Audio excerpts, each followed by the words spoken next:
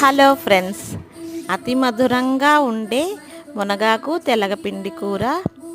తెలగపిండి అంటే నువ్వుల్లో నుంచి నూనె తీసిన తర్వాత వచ్చే పిండిని తెలగపిండి అంటారు.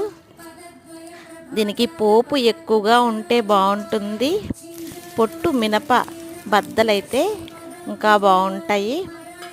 మూకుల్లో నూనె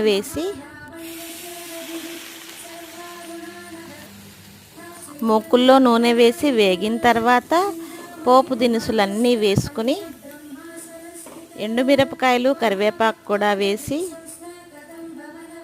తెలగపిండి బాగు చేసి పెట్టుకున్న మునగాకు వేసి పసుపు, కొబ్బరికూరు, ఉప్పు, జీలకర్ర వేసి సన్న మంట మీద దోరగా వేపుకుంటే అతి మధురమైన మునగాకు తెలగపిండి కూర తయారవుతుంది. కొత్త అమావాస్య రోజు అమ్మవారికి పెట్టుకునే నైవేద్యంలో ఇది ఒక భాగం.